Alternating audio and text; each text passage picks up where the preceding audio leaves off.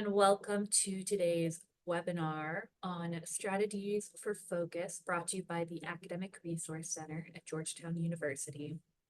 Today, we're going to be going over ways to approach your study blocks that you are managing on your own in a more precise and focused way. And we're going to be doing that by looking at a few methods for how you can take your time and mold it into something more helpful for you. So if you're not sure about how you're currently working, you can maybe take a look at a variety of these techniques and try them out. When we are considering how you can stay focused during work blocks, we have a few questions that we're going to be using to guide our conversation.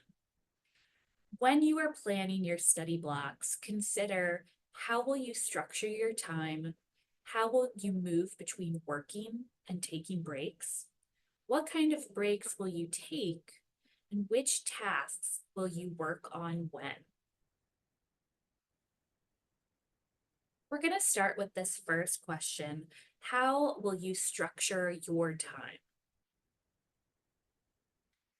There is no one way to sit down and study for, let's say, a 4-hour period of time. We all have different approaches to what we find helpful, and we all have different problems when we are unfocused.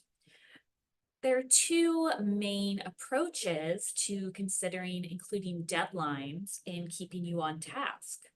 The first idea is known as Parkinson's Law, which is a term from The Economist.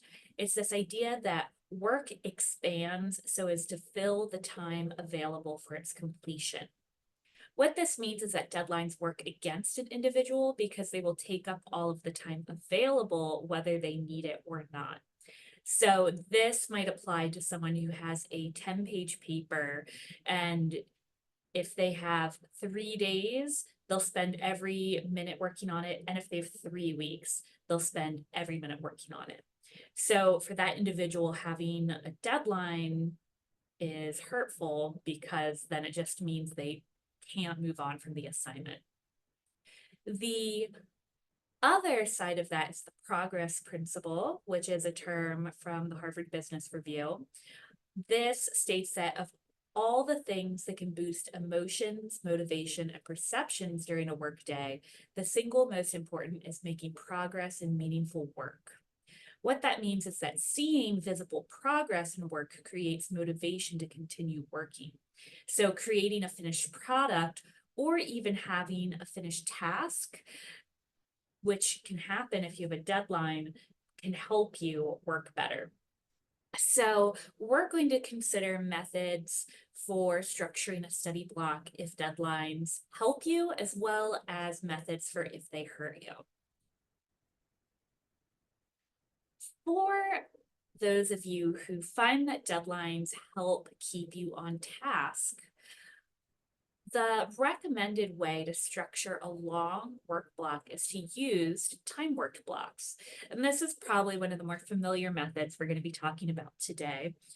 The idea is that you set a timer to work for a predetermined amount of time, followed by a timed break. And be sure to have a specific goal to complete during each timed work block. The best example of this is the Pomodoro method. For this, you set a 25-minute timer, work for 25 minutes, and then you set a timer for 5 minutes, taking a 5-minute break. After you've done 4 of these, you take a longer break of 15 to 30 minutes.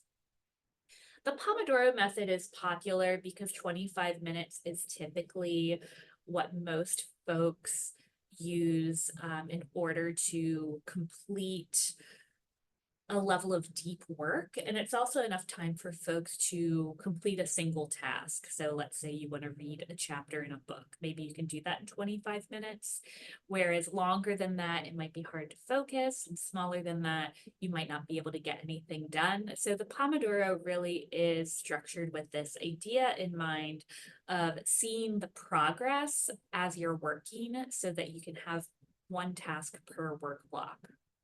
But there are different ways to approach this idea of using timed work blocks.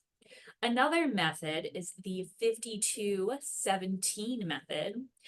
This is the idea that you work for 52 minutes followed by a 17-minute break. The idea behind this approach is that the 17-minute break can be something intentional.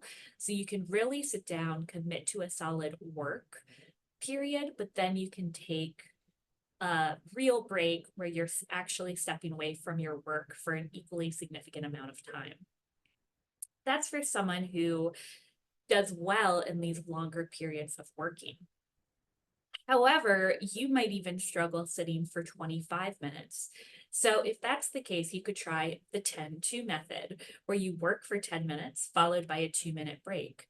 This is a really good way to make progress on something that you are deeply procrastinating on. There's no rules to how you can schedule these timed work blocks. So you could also develop, before you sit down to work, your own timed work blocks based on your ability to focus. For example, if you're someone who has a really hard time getting into work, but then once you're in it, you do okay and you can stay focused, consider starting with a 5-minute break, which might seem counterintuitive, but again, starting can be really difficult. Then do a 10-minute work session, then another 5-minute break, a 15-minute work session, a 2-minute break, and then another 15-minute work session, or whatever works for you. But base those timed sessions off of your own work patterns. What's important with this method? One is to really set an actual timer, and two, to actually honor the timer, both when working and when taking breaks. But this can help folks who, again, respond well to deadlines, and it can also help folks who are chronic procrastinators, because sometimes we stay in a break. Let's say you're on YouTube, and then when you finish the video, you think just one more video. And then you finish that, you think one more video.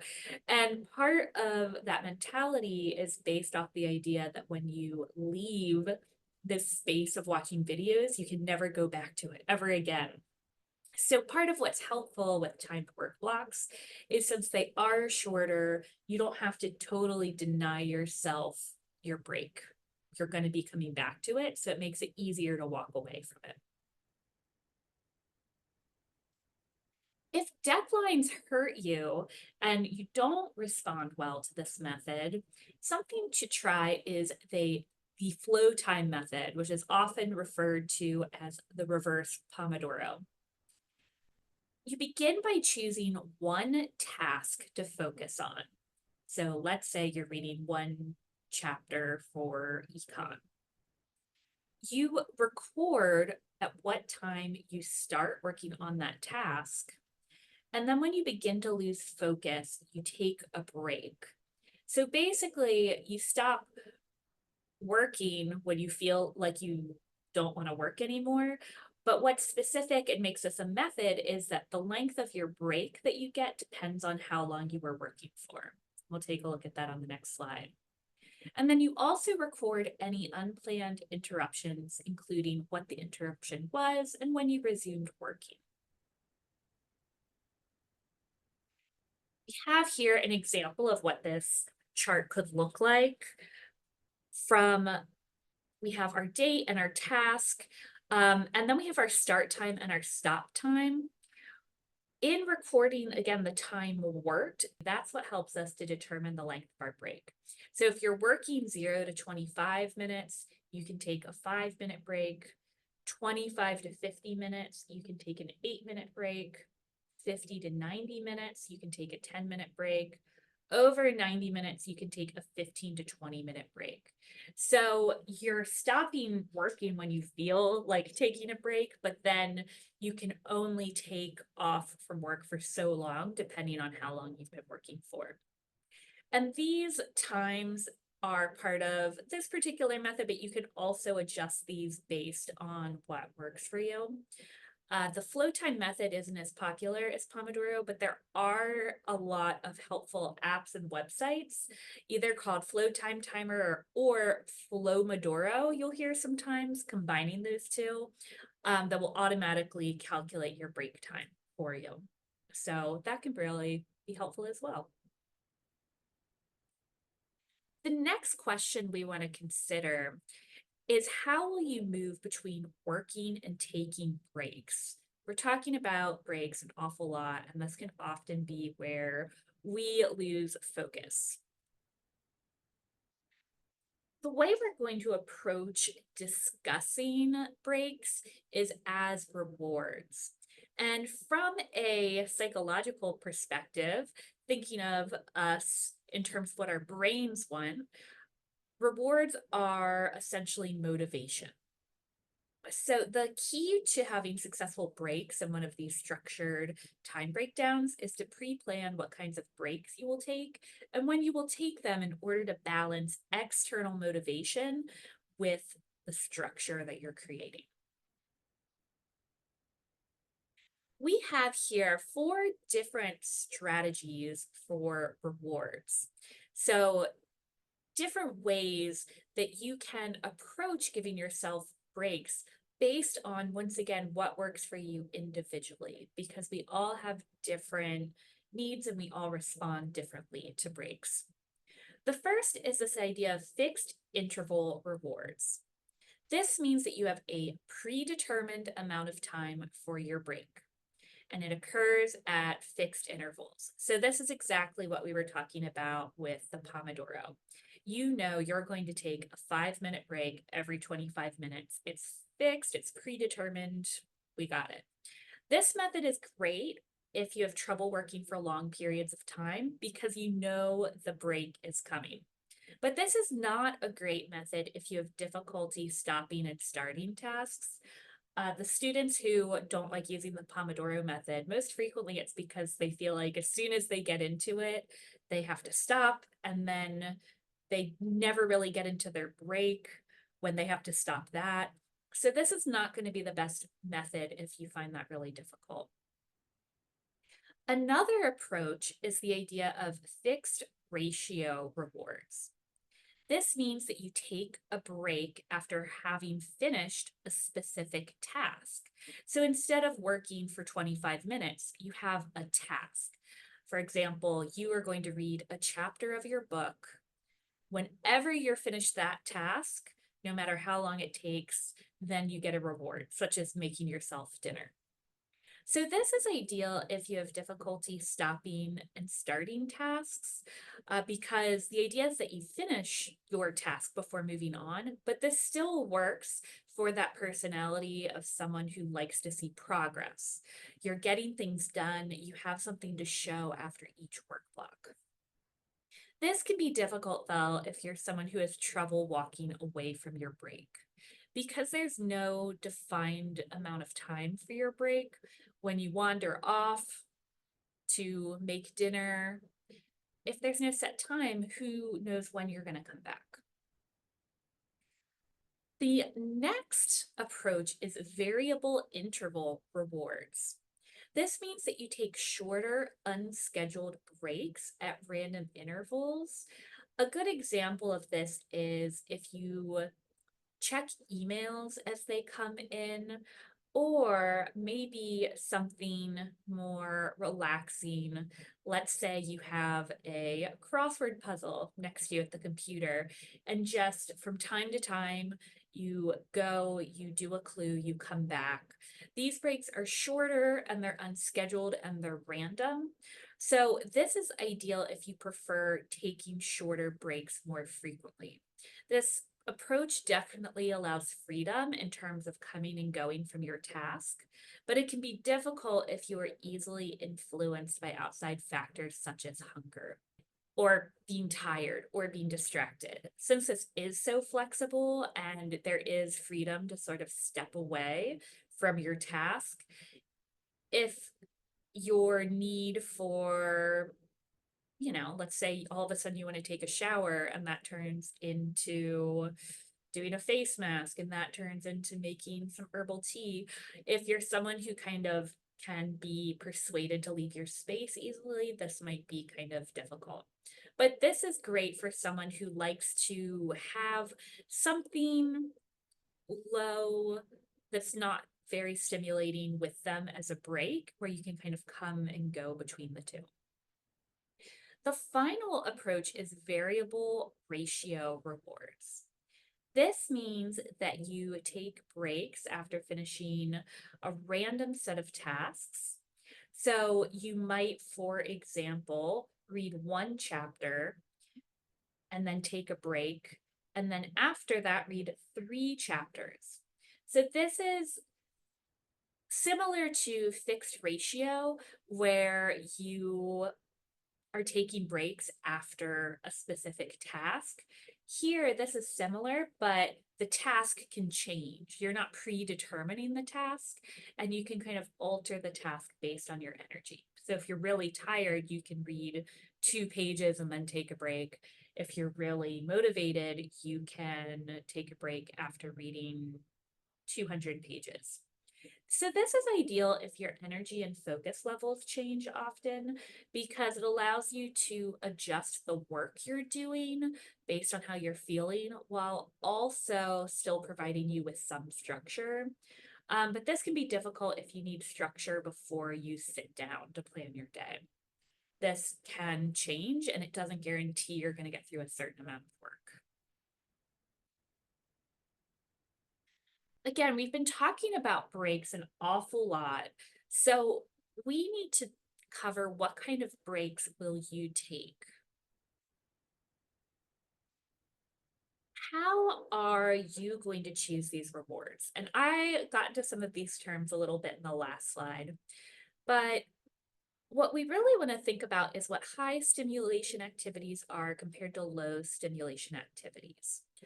Often, what we see for a lot of modern students are high stimulation activities being used as popular break activities.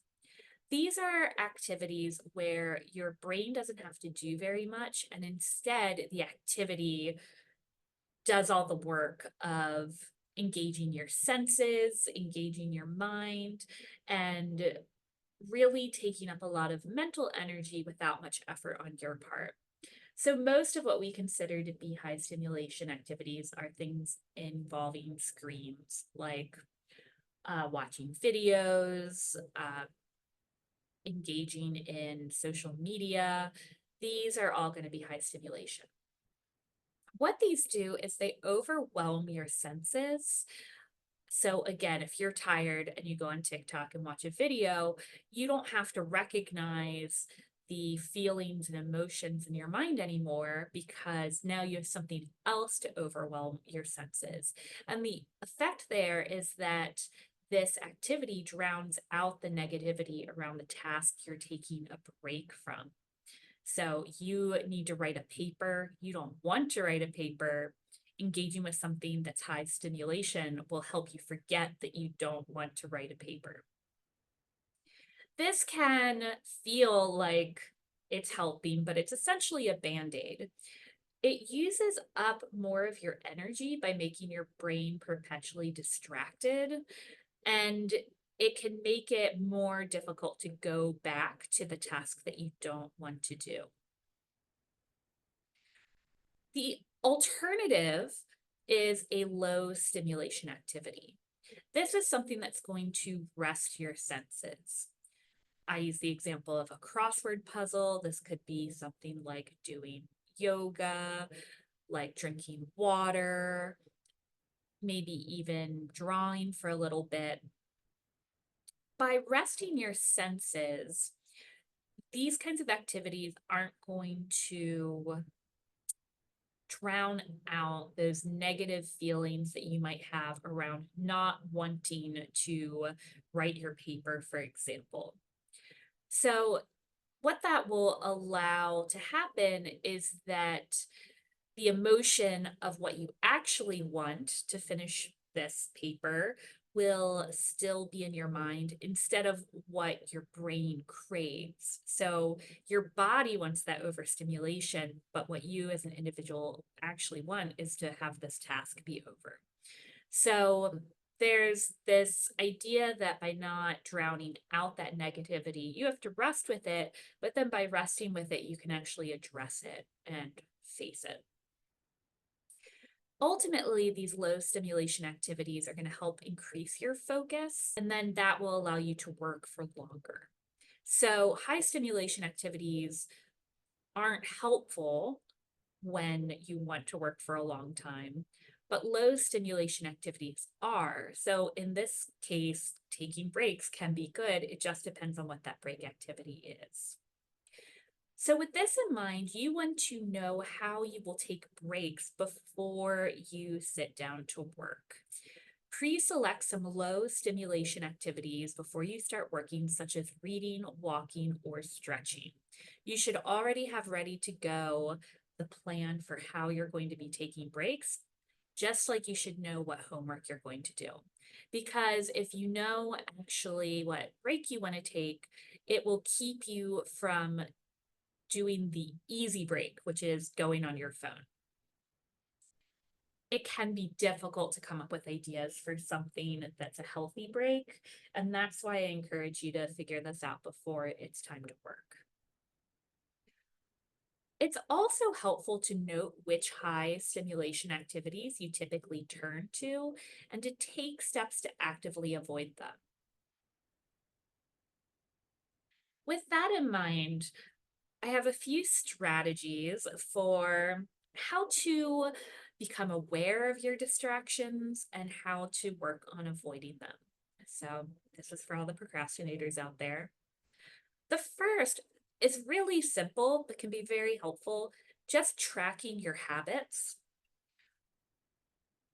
What you should do is when you sit down to do some work, keep a pen and a piece of scrap paper next to your workspace.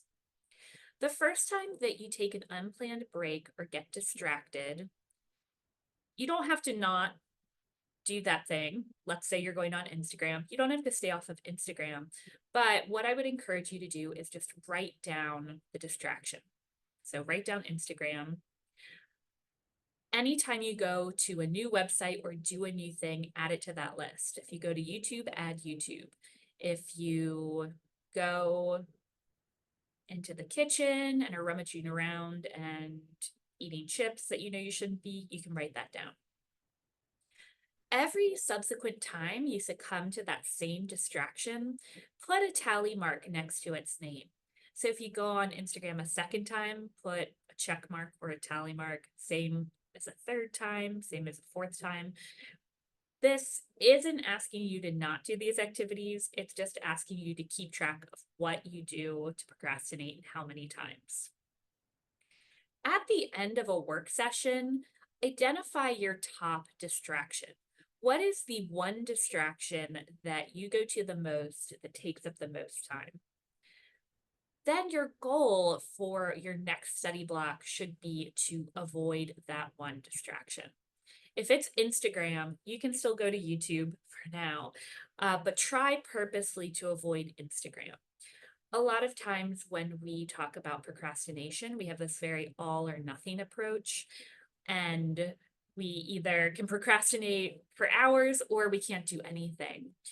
The idea here is that you're just trying to stay away from your number one bad habit. Something else that can really help in avoiding distractions is to set up your phone so that it is structured to promote productivity. So delete any apps related to that number one distraction. This means that if you have the Instagram app, delete it, at least for a month that you have finals or midterms. Any other distracting apps you have, move them away from your home screen on your phone. put them in a menu, make it more difficult to access them. Instead, fill up the home screen of your phone with productivity apps that will remind you to stay focused. Add Google Calendar, add a to-do list. There's a lot of productivity apps. If you're interested in any, we have some webinars on them on our YouTube page. If you find your phone really distracting, you can even take it a step further by making your phone appear in grayscale. For iPhones, at least, I know this is a feature under accessibility, but this means that your phone will appear in black and white, and some say that it makes it less appealing. So it's an interesting way to try to work to make your phone less exciting. And if you're interested in doing that, you can Google how to put your model in grayscale. There's a lot of guides out there. Then a final way to avoid distractions is make sure you're staying in one place. So often when we're working, that's when we think of everything else we need to do. It might be something fun we want to do or another work task we want to do. But instead of getting distracted by those, stay in one place, keep working on your tasks. Instead, keep a list of other tasks that you need to complete. If you suddenly remember an email you need to send, write it down. It will be something you address when you're finished this task, but you're not going to do it right now. You can do the same for ideas of what you want to use as breaks. Let's say all of a sudden you remembered your new favorite Netflix show has a new episode.